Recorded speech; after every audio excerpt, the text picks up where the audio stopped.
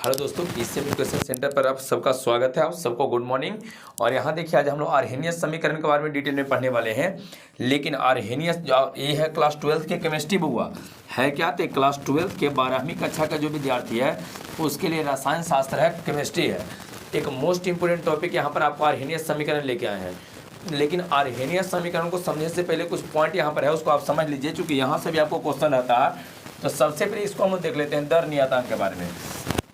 तो यहाँ से क्या चीज़ है, सबसे पहला कि दर नियतांक के बारे में आपको कौन कौन सा पॉइंट याद रखना है। दर नियतांक को सूत्री से करते हैं, के से। यदि आप चैप्टर पढ़े होंगे तो यहाँ पर आपको याद होगा कि दर नियतांक को के से सूचित किया जाता है और यह निर्भर करता है केवल और केवल ताप पर। किस पर निर्भर करता है? वो केवल और केवल ताप पर। तो ध्यान रखना है दर नियतांक के बारे में क्या क्या लिखेंगे। सबसे पहले यहाँ तो पॉइंट बना लेना है कि दर नियतांक का पहला लिख देना है इस तरह से पॉइंट करके कि दर है ना, दर नियतांक केवल ताप पर निर्भर करता है। दूसरा आपको ध्यान रखना है कि तो केवल ताप पर निर्भर करता है, लेकिन जैसे जैसे अभिक्रिया को बदलेंगे ना तो दर नियतांक का भी मान बदल जाएगा, है ना। फॉर डिफरेंट रिएक्शन जो आपको रेट कांस्टेंट होता है, rate constant will be different.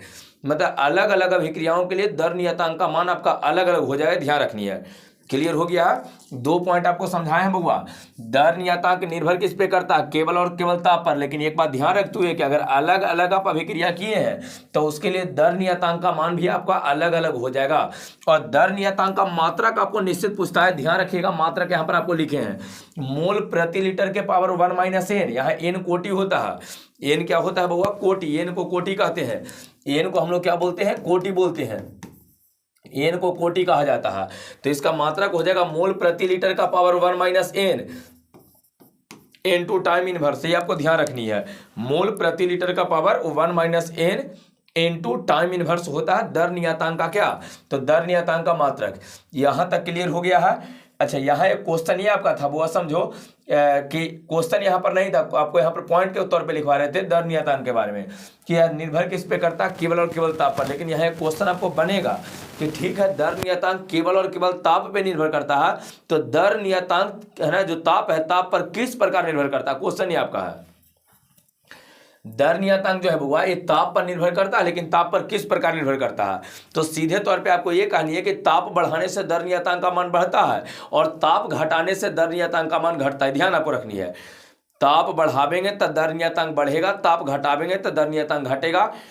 ये वाली बात जो है वो आपको आर्हेनियस समीकरण में जो यहाँ पर लिख रहे थे ना, इस आर्हेनियस समीकरण से आपको पता चल जाएगा कि दर नियतांक ताप पर किस प्रकार निर्भर करता है। लेकिन अभी आपको एक क्वेश्चन बना लेना है इस थ्योरी। इसको लिखने के पश्चात आपको हम जब कहेंगे तो उसमें आप क्वेश्चन बना लीजिएगा कि दर नियतांक की है ना ताप पर किस प्रकार निर्भर करता है। तो उसका आंसर हम लोग ये लिख लेंगे कि ताप बढ़ाने पर दर नियतांक का मान बढ़ता है, ताप घटाने पर दर नियतांक का मान घटता है। एक बात और यहाँ आप समझ लीजिए, पहले ध्यान दीजिए। के का जो मात्रक था वो दर नियतांक का मात्रक मोल प्रति लीटर का पावर 1 - n। n कोटि है, n कोटि है। शून्य कोटि का अभिक्रिया कहेगा तो n का मान 0 ले लेंगे। प्रथम कोटि का अभिक्रिया कहेगा तो n का मान 1 ले लेंगे। द्वितीय कोटि का अभिक्रिया कहेगा तो n का मान 2 ले लेंगे, है ना। तब मोल प्रति लीटर का पावर 1 - n, मोल प्रति लीटर का power 1 - n into time inverse लिख लेना है। तो जो समय होता है बउआ, ध्यान देगा, जो आपका टाइम होता है, तो टाइम मतलब में आपको ध्यान रखना है कि यहाँ टाइम का मात्रक आपको क्या दे सकता है? आपको सेकंड दे सकता है, मिनट दे सकता है, घंटा दे सकता है, वर्ष दे सकता है, दिन दे सकता है, यही सब तो रहेगा। तो यहाँ समय का मात्रक, यहाँ टाइम लिखे हैं तो टाइम का आपको यहाँ पर मात्रक देगा। अब चलिए थोड़ा सा इस जो मात्रक है ना, मात्रक के बारे में एक पॉइंट और आपको यहाँ पर हम समझा देते हैं। मात्रक के बारे में क्या यहाँ पर पॉइंट है ये देख लीजिए। बताइए के का मात्रक क्या लिखवाए हैं, क्या बोले थे आपको? बताइए। मोल प्रति लीटर का पावर 1 - n नहीं कहे थे और टाइम इनवर्स उधर लिखे हैं। अगर कहा कि शून्य कोटि की अभिक्रिया के लिए के का मात्रक बताइए क्या रहेगा? अगर शून्य कोटि के कहता है तो कुछ मत करो, यहाँ n के स्थान पे शून्य रख देंगे, तो यहाँ 0 रखेंगे तब वो 1 बचेगा। मोल प्रति लीटर का पावर है ना, मोल प्रति लीटर केवल इधर बच जाएगा, चूंकि इसका मान 0 रखे हो ना, तो 1 में से 0 घटावेंगे तो 1 न बचेगा। तब मोल प्रति लीटर इंटू टाइम इनवर्स, मोल प्रति लीटर इंटू टाइम इनवर्स जो यहाँ पर लिखे हैं देख लीजिए, मोल प्रति लीटर इंटू टाइम इनवर्स। शून्य कोटि की अभिक्रिया के लिए, अगर प्रथम कोटि की अभिक्रिया के लिए के का मात्रक कहा जाए कि नहीं, हमको प्रथम कोटि की अभिक्रिया के लिए बता दीजिए। तो ई वाला क्वेश्चन में आपको बार बार रिपीट किया हुआ, प्रथम कोटि की अभिक्रिया के लिए दर नियतांक का मात्रक क्या रहता है। तो देखो प्रथम कोटि के जो अभिक्रिया होता है उसके लिए यदि आपको दर नियतांक का मात्रक चाहिए तो यहाँ पर देख लीजिए के का मात्रक क्या लिखे हैं, टाइम इनवर्स लिखे हैं। ये कैसे लिखे होंगे बउआ, प्रथम कोटि मतलब एन का मान, कोटि का मान कितना हो गया होगा 1, और यहाँ एन के स्थान पे जब हम 1 रखेंगे तो 1 में से घटा लो 0, और ये पूरा का पावर 0 हो जाएगा और समथिंग के पावर 0 का मान हमारी टोटल खत्म यहाँ पर हो जाएगा, क्योंकि इसका मान 1 आ जाएगा, केवल आपका टाइम इनवर्स बच जाएगा। बताओ ना, 5 के पावर 0 लिखते हैं तो 1 नहीं लिखेंगे, समथिंग के पावर 0 का मान तो 1 होता है, 0 के पावर 0 को छोड़ के, तो 5 के पावर 0 लिखें, 6 का पावर 10 के पावर 100 के पावर 10 के पावर 0 लिखेंगे, सबका मान 1 हो जाता है, तब मोल प्रति लीटर के पावर 0 आ जाएगा। क्यों? क्योंकि 1 - 1 0 होता है, ये तो 1 आपका आ गया है, तो 1 हो गया, तब बचा यहाँ क्या था, टाइम इनवर्स केवल बच गया, टाइम के पावर -1 हो जाएगा प्रथम कोटि की अभिक्रिया का दर नियतांक। ये क्लियर हो गया, इस सब आपको पॉइंट वाइज करके लिख लेना है। अब चलिए यहाँ समझिए, क्वेश्चन आपको ये कह रहे थे कि दर नियतांक आपको टाइम पर निर्भर है, तापमान पर निर्भर करता है। दर नियतांक किस पर निर्भर करता है? केवल ताप पर। तो दर नियतांक ताप पर किस प्रकार निर्भर करता है? तो सीधे कह देना है कि ताप, है ना, क्वेश्चन आपको ये बनाना है कि दर नियतांक ताप पर किस प्रकार निर्भर करता है। सीधे कहना है कि ताप बढ़ाने पर दर नियतांक का मान बढ़ता है एवं ताप घटाने पर दर नियतांक का मान घटता है।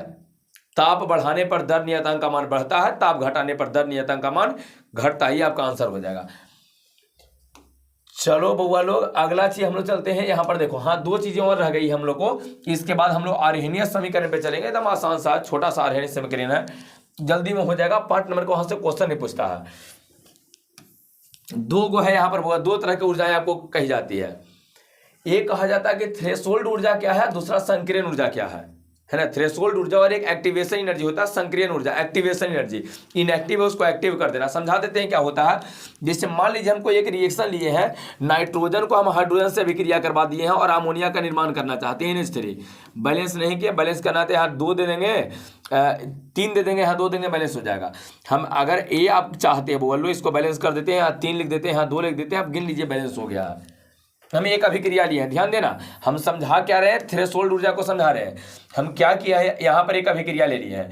अच्छा देखिए, इस अभिक्रिया में बहुआ ध्यान दो, कोई भी अगर रासायनिक अभिक्रिया हो ना, तो किसी रासायनिक अभिक्रिया में जो अभिकारक होता है ना, ये किसका निर्माण करता है? प्रतिफल का निर्माण करता है। अभिकारक किसका? प्रतिफल। तो ये आपका जो इधर होता है इसको अभिकारक बोलते हैं। आप लोग सुने होंगे कि इसको अभिकारक कहते हैं, लोअर क्लास में पढ़ावल गया है। इसको बोलते को चाहिए हुआ तो इसको प्रतिफल बोलते हैं, चाहे उत्पाद बोलते हैं, प्रतिफल आपका है। क्लियर है?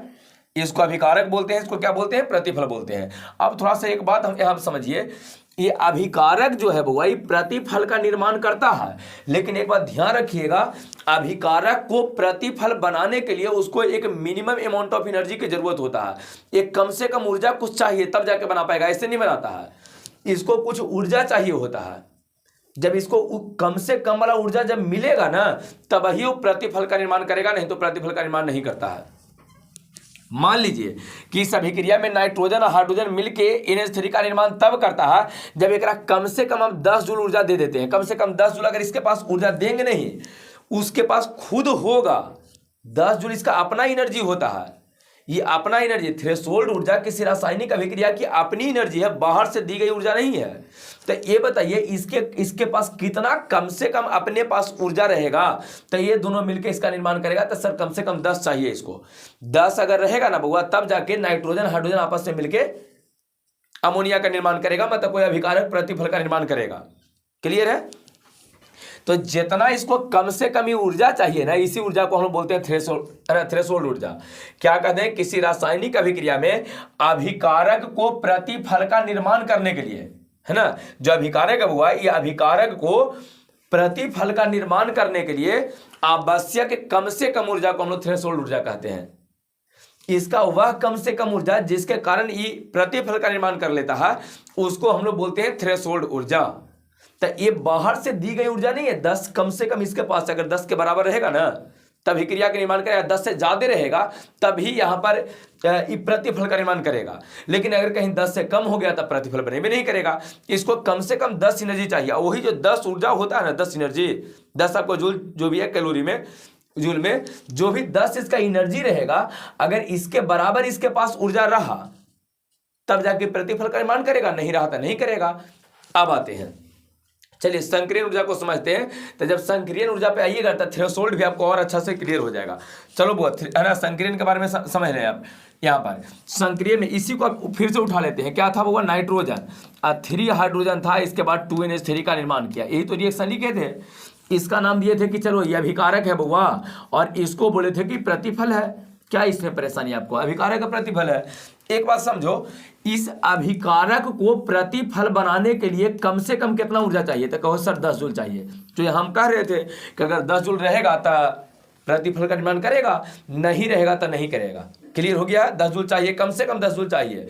11 रहे तो और अच्छा, आराम से बनावेगा। 12 रहे तो और अच्छा, और आराम से बनावेगा। अब मान लीजिए बउआ कि मेरा पास 10 जूल ऊर्जा नहीं है। स्थिति ये हो गया कि 10 जूल मेरा पास ऊर्जा है ये नहीं है। एक पास ऊर्जावा कितना है?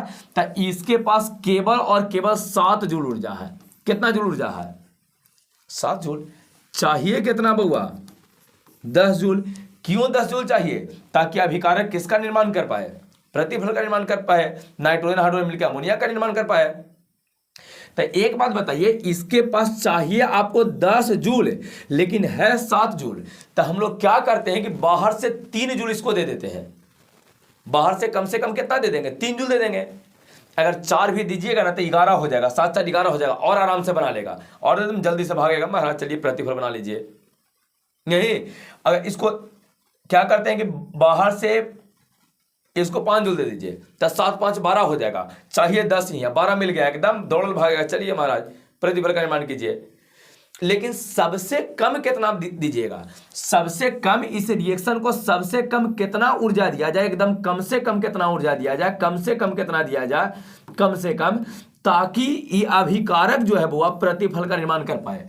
तो कहिए सर कम से कम इसको 3 जूल ऊर्जा देंगे, बाहर से 3 जूल देंगे। ये अपनी अभिक्रिया, इसका अपनी ऊर्जा नहीं, अपनी ऊर्जा इसके पास 7 जूल है। चाहिए 10 लेकिन है 7।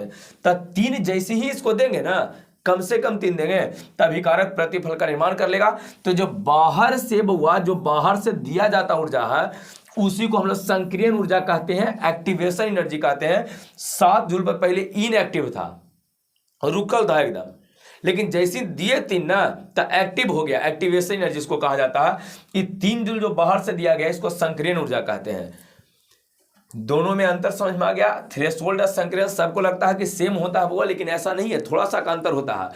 इस थ्रेशोल्ड ऊर्जा अपनी अभिक्रिया, अपनी ऊर्जा, रासायनिक अभिक्रिया की अपनी ऊर्जा है, लेकिन ये जो संक्रियन ऊर्जा बाहर से 3 जूल दिए हैं, ये अपनी ऊर्जा नहीं है बउआ, ये बाहर से दी गई ऊर्जा है। कितना इसको दिए थे? तो 3 जूल हम लोग दिए थे। कितना दिए थे बउआ लोग? तो इसको हम लोग 3 जूल दिए थे। संक्रियन ऊर्जा 3 जूल दिए थे। इसको सूचित करते हैं ये से, इसको सूचित करते हैं ईटी से। ईटी यहाँ पर लिखे थे नहीं? तो देखिए आपको क्या हो जाएगा, थ्रेशोल्ड ऊर्जा का परिभाषा क्या लिखेंगे? तो ये लिखेंगे कि किसी रासायनिक अभिक्रिया में अभिकारक को प्रतिफल में बदलने के लिए, अभिकारक को प्रतिफल में बदलने के लिए इसके पास रहने वाली कम से कम ऊर्जा को थ्रेशोल्ड ऊर्जा कहते हैं, है ना। और ये क्या है, किसी रासायनिक अभिक्रिया में अभिकारक को प्रतिफल में बदलने के लिए इसे बाहर से दी गई कम से कम ऊर्जा को, बाहर से दी गई कम से कम ऊर्जा को, जो बाहर से उसको ऊर्जा देंगे हम लोग, तब बाहर से दी गई कम से कम ऊर्जा को हम लोग क्या बोलेंगे, संक्रियन ऊर्जा बोलेंगे। तब दोनों का परिभाषा क्लियर हो गया है। तो चलिए अगर परिभाषा क्लियर हो गया है तो इसको लिख लीजिए। थ्रेशोल्ड ऊर्जा में लिखो तो पहले आप लिख लीजिए, हम इसे बोल देते हैं, आप लिख लीजिएगा। पहले क्या करेंगे, क्वेश्चन बना लेंगे कि थ्रेशोल्ड ऊर्जा एवं संक्रियन ऊर्जा से क्या समझते हैं। थ्रेशोल्ड ऊर्जा एवं संक्रियन ऊर्जा से क्या समझते हैं, पहले है ना, पहले यहाँ पर एक क्वेश्चन बना लेना है कि थ्रेशोल्ड ऊर्जा एवं संक्रियन ऊर्जा से क्या समझते हैं। चलिए थ्रेशोल्ड ऊर्जा में लिखना है कि किसी रासायनिक अभिक्रिया में, सुन लेगा पहले, किसी रासायनिक अभिक्रिया में अभिकारक को प्रतिफल का निर्माण करने के लिए, अभिकारक को प्रतिफल का निर्माण करने के लिए इसके पास रहने वाली कम से कम ऊर्जा को, इसके पास रहने वाली कम से कम ऊर्जा को थ्रेशोल्ड ऊर्जा कहते हैं। थ्रेशोल्ड ऊर्जा हम लोग कहेंगे, थ्रेशोल्ड ऊर्जा कहते हैं। ये क्लियर हो गया है। अब चलिए इसमें हम लोग क्या लिखेंगे, संक्रियन ऊर्जा में ये लिख देना है इसमें कि किसी रासायनिक अभिक्रिया में अभिकारक को प्रतिफल में बदलने के लिए, अभिकारक को प्रतिफल में बदलने के लिए बाहर से दी गई कम से कम ऊर्जा को, बाहर इसमें इसी के पास था, इसे बाहर से दी गई कम से कम ऊर्जा को संक्रियण ऊर्जा कहते हैं। क्लियर है? संक्रियण ऊर्जा के बारे में 2-3 वर्ड है होगा, उसको पहले समझ लो। संक्रियण ऊर्जा जो होता है ना, संक्रियण ऊर्जा, संक्रियण ऊर्जा, संक्रियण ऊर्जा, तो संक्रियण ऊर्जा के बारे में पहला बात ये है आपका कि इसको सूचित किससे करेंगे? ईए से। पहली बात सूचित किससे करेंगे? ईए से। दूसरा चीज, संक्रियण ऊर्जा का मान कभी जीरो या ऋणात्मक माइनस में नहीं होता, ना कभी जीरो रहेगा ना कभी माइनस में रहेगा। लेकिन ध्यान रखना, जो विस्फोटक रासायनिक अभिक्रिया होता है ना, विस्फोटक, एक्सप्लोड कर जाए, विस्फोट करे, उस तरह के रासायनिक अभिक्रियाओं के लिए संक्रियण ऊर्जा का मान जीरो होता है। नॉर्मली संक्रियण ऊर्जा का मान कभी जीरो नहीं होता है। लेकिन अगर कोई रासायनिक अभिक्रिया विस्फोटक है, विस्फोटक प्रकृति का होता है, तो वहां पर आपको ध्यान रखनी है कि विस्फोटक प्रकार के रासायनिक अभिक्रियाओं का जो संक्रियण ऊर्जा होता है, संक्रियण ऊर्जा आपका कितना रहेगा? जीरो हो जाएगा। बात क्लियर हो गया?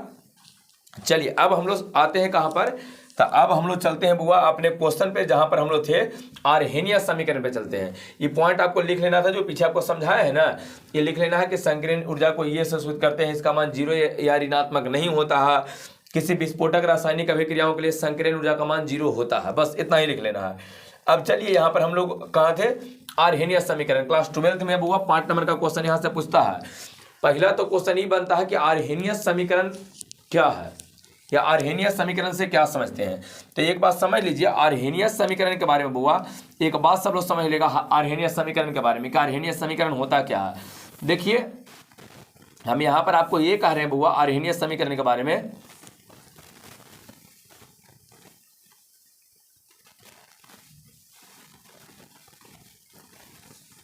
आर्हेनियस समीकरण के बारे में क्या कह रहे हैं ये समझ लीजिए।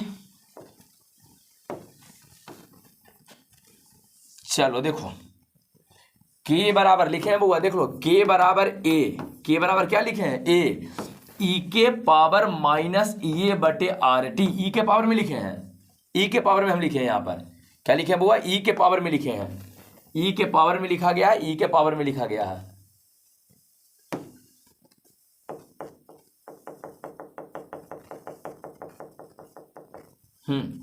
ई के पावर में लिखे ई ए वटे आर टी, आपको दिखेगा नहीं, थोड़ा सा हम इसको नीचे लिख देते हैं फिर से।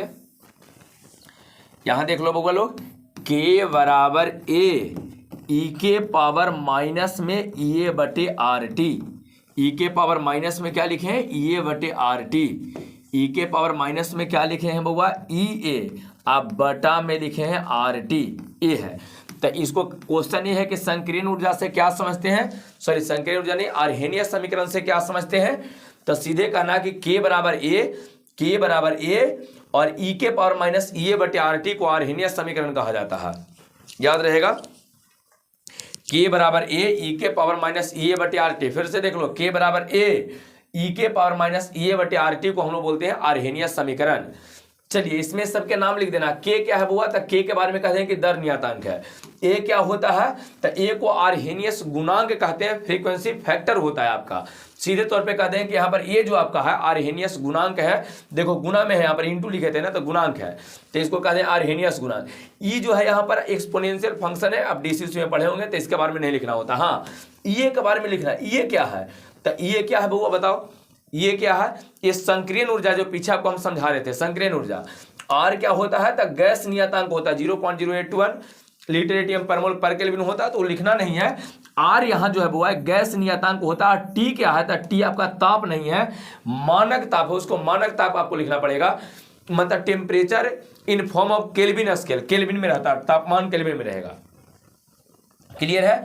सबके नाम क्लियर हो गया। के क्या है? तो के को कह देंगे दर नियतांक। ए क्या है? आर्हेनियस गुणांक होता है, आर्हेनियस गुणांक कहेंगे। संक्रियण ऊर्जा है। आर गैस नियतांक होता है, गैस नियतांक। टी मानक ताप आपका होता है। तो टोटल चीज आपको ध्यान रखना है। समीकरण आपका क्या क्या बन गया वो लोग? तो समीकरण आपका ये बन गया है यहाँ पर, के बराबर ए, ई के पावर माइनस ए बटे आर टी, है ना। के बराबर क्या है बुआ? ए, के बराबर क्या है ए ई के power minus A by R T को हम लोग आर्हेनियस समीकरण कहते हैं, ध्यान रखना है। यहाँ पर बताइए क्या क्या, के को क्या बोलेंगे तो दर नियतांक बोलेंगे, ए को आर्हेनियस गुणांक बोलेंगे, ए को संक्रियन ऊर्जा कह देंगे, आर को गैस नियतांक कह देंगे, टी को मानक ताप कहेंगे। क्लियर हो गया ये क्वेश्चन। चलिए अगर ये क्वेश्चन आपको क्लियर हो गया है तो एक 5 नंबर का मोस्ट इंपोर्टेंट क्वेश्चन है, या करके पूछता है हुआ 5 नंबर में पूछता है क्वेश्चन, थोड़ा चांस कम बनता है लेकिन पूछता है एग्जाम में। लिखिए तो क्वेश्चन जल्दी से, संक्रियन ऊर्जा से क्या समझते हैं। क्वेश्चन लिख लीजिए पहले पूरा, क्वेश्चन सब लिख लेगा। संक्रियन ऊर्जा से क्या समझते हैं, संक्रियन ऊर्जा से क्या समझते हैं। आगे संक्रियन ऊर्जा एवं दर नियतांक, संक्रियन ऊर्जा का एक मतलब ये है और दर नियतांक मतलब क्या था। संक्रियन ऊर्जा एवं दर नियतांक, संक्रियन ऊर्जा एवं दर नियतांक के बीच संबंध स्थापित करें, के बीच संबंध स्थापित करें, के बीच संबंध स्थापित करें। हो गया, संक्रियन ऊर्जा एवं दर नियतांक के बीच संबंध स्थापित करें, या करके लिखेगा वो या। ये क्वेश्चन एक और तरीका से आपको पूछता है, अगर कुछ समझाते हैं क्वेश्चन क्या है, या करके लिखिए तो लिखिए दर नियतांक एवं के, दर नियतांक के एवं ताप के बीच, दर नियतांक एवं ताप के बीच संबंध स्थापित करें, दर नियतांक एवं ताप नियतांक के बीच, दर नियतांक एवं ताप दर नियतांक एवं ताप, दर नियतांक एवं केवल ताप है, ताप ताप, दर नियतांक एवं ताप के बीच संबंध स्थापित करें। ये 2 तरीका से क्वेश्चन पूछता है। अगर ये आपको हो गया है ना बउआ तो चलो समझो तो क्या क्या लिखे हम लोग। संक्रियन ऊर्जा से क्या समझते हैं तो वही लिख देना है कि किसी रासायनिक अभिक्रिया में अभिकारक को प्रतिफल में बदलने के लिए बाहर से दी गई कम से कम ऊर्जा को संक्रियन ऊर्जा कहते हैं। संक्रियन ऊर्जा और दर नियतांक, संक्रियन ऊर्जा को ये से कहे थे और दर नियतांक के दोनों के बीच संबंध चाहिए, है ना। ऐसे आप जानते हैं के बराबर क्या होता है, बोलो ए ई के पावर माइनस ए बटे आर टी, है कि नहीं है। तो देखिए तो ई और के बीच संबंध नहीं है, इसी को स्थापित करने के लिए बोला है। वो 5 नंबर में कहता है तो यहाँ तो क्वेश्चन होल तो है ही है, लेकिन 5 नंबर में जब कहेगा ना तो इसको थोड़ा सा हम लोग ई को हटा के लॉग लगा के केवल प्रयास करते हैं, आपको हो जाएगा, कम हो जाएगा यहाँ पर।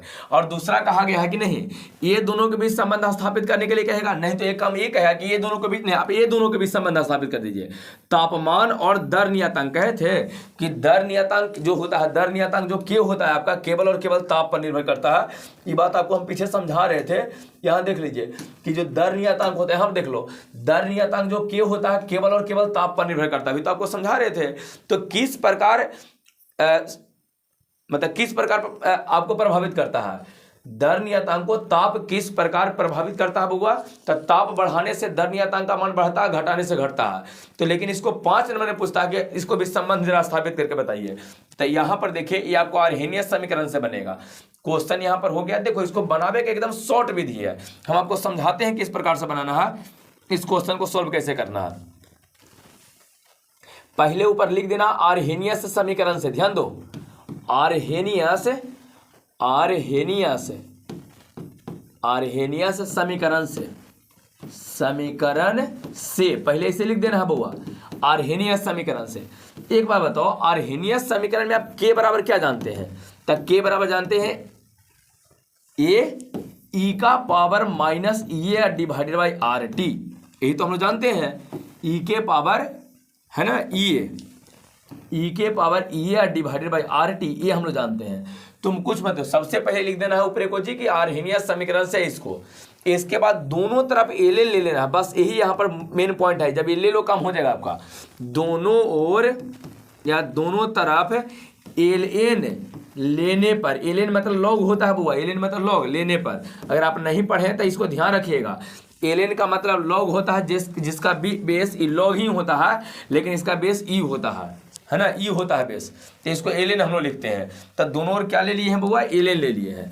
दोनों ओर बुआ लोग क्या लिए हैं, एल एन। तो एल एन लेंगे तब बताओ इधर क्या लिखाएगा, इधर क्या लिख देंगे, एल एन के लिख दें बराबर, इधर बताइए एल एन ए इंटू ई के पावर माइनस ए बटे आर टी, दोनों तरफ लोग ले लिए हैं। देख लो क्या परेशानी आपको है, खाली बड़ा बड़ा लिख दिए हैं, तन में लिखा है, 2-3 को तो लेन में लिखाया है, बड़ा बड़ा खाली लंबा लंबा लिख दिए हैं।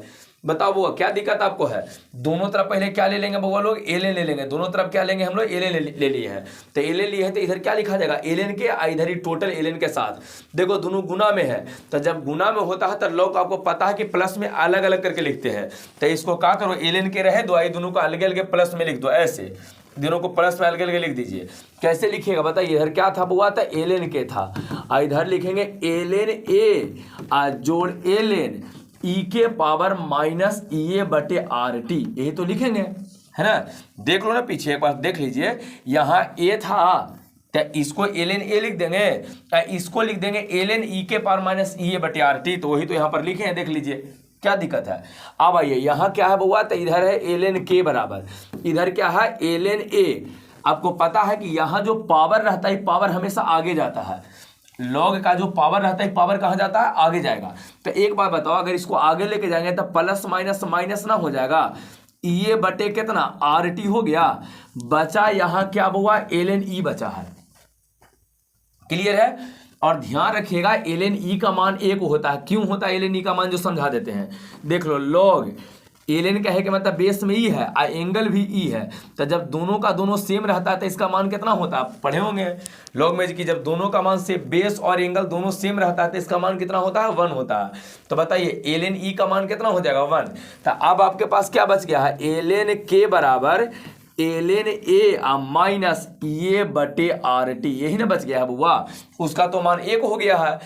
एक बात और समझो, अगर एलेन को आप लिखते हो लॉग के, ध्यान देना, एलेन को लॉग, यहाँ जब लॉग लिखे हैं बेस कुछ ना है तब बेस 10 होता, वास्तव में तो है बेस ई है, एलेन के आधार पे बेस ई है, लेकिन हमको बेस ई पे क्वेश्चन नहीं बनता है, बेस 10 पे बनता है। तो अगर बेस 10 वाला अगर यहाँ पे लिखने जाइएगा ना तो यहाँ ना कुछ लिखा रहता है, तब बेस में 10 होता है।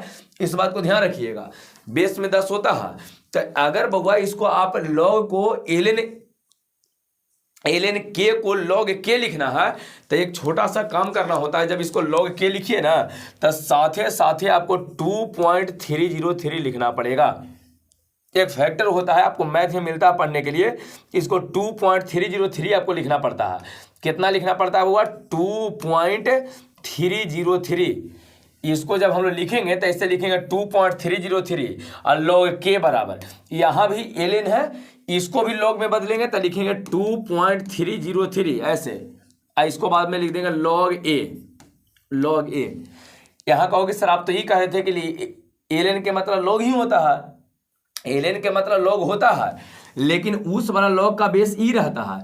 यहाँ हम लोग लॉग में बेस कुछ ना दे रहे हैं, तब बेस कुछ ना दिए हैं, इसका अर्थ है कि बेस 10 रहता है। 10 बेस लिखने के लिए 2.303 से उसको मल्टीप्लाई करना होता है, ये बात आपको ध्यान रखनी पड़ेगी, ठीक है। अब आइए, इसको लिख दिया 2.303 लॉग के, इसको लिख दिया 2.303 लॉग ए, अब माइनस यहाँ लिखे हैं ये बटे आर टी। क्या आपको परेशानी है बताइए? ये बटे आर टी यहाँ लिख दिए हैं जैसे था।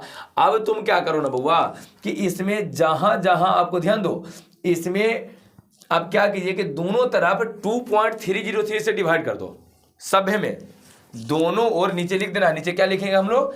लिखेंगे कि दोनों ओर 2.303 से भाग देने पर, 2.303 से भाग देने पर नीचे लिखना है क्या? दोनों ओर 2.303 से भाग देने पर। तो एक बात बताओ, इसको जब 2.303 से भाग देंगे तो क्या आएगा?